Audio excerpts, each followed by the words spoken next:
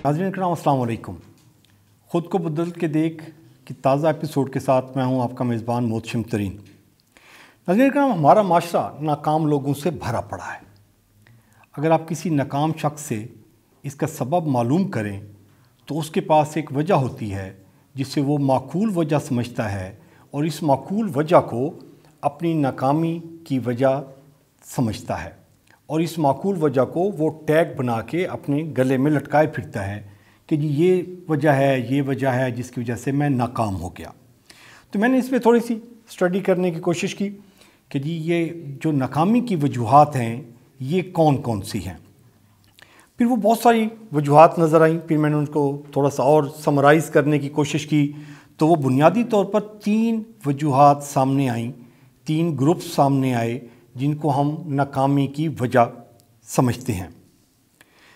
उसमें एक है लेस फैमिली सपोर्ट, यानी कि वो नाकामी की वजह में वो ये वजह बयान करते हैं कि जी मुझे फैमिली ने सपोर्ट नहीं किया, मेरी फैमिली पढ़ी लिखी नहीं थी, मेरी फैमिली विजनरी नहीं थी, मैं डॉक्टर बनना चाहता था, मेरे माँ बाप जो थे वो मुझे इंजीनियर बनाना चाहते थे।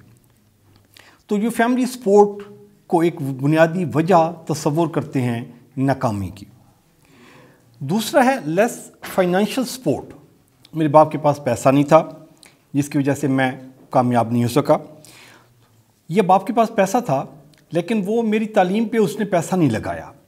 वो अगर मैं अच्छे इंस्टीट्यूशन में पढ़ता, पैसे लगाते, ज़्यादा फ़ीसें भरते तो मैं कहीं और होता, या मेरी कोचिंग अच्छी नहीं हुई।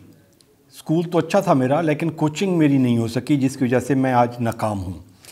या दूसरा वो कहते हैं कि जी तो वाले साहब के लिए पैसा अहम था लेकिन मेरी एजुकेशन अहम नहीं थी, इस वजह से उन्होंने मुझे फाइनेंशियल सपोर्ट नहीं किया जिसकी वजह से मैं आज नाकाम हूँ।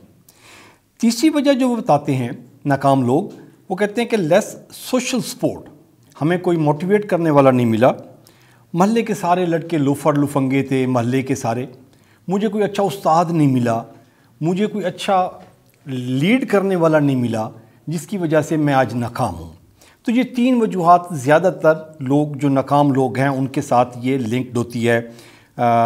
Less family support, less financial support, less social support.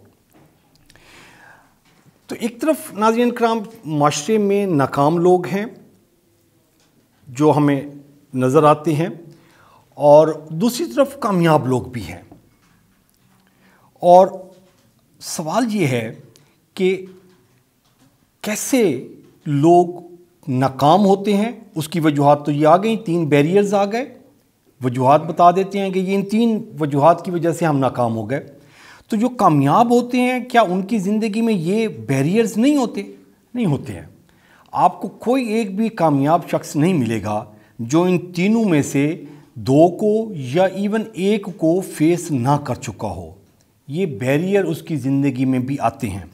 तो अभी कैसे वो इन बैरियर्स को हटाकर अपनी मंजिल तक पहुंचता है, ये इम्पॉर्टेंट है। और ये लेसन है हमारा ख़ुद को बदल के देख का कि जी हमें ख़ुद को बदलना है। ये बैरियर हर इंसान की ज़िंदगी में आते हैं, या तो तीनों आएंगे, या 2 आएंगे, या 1 आएगा।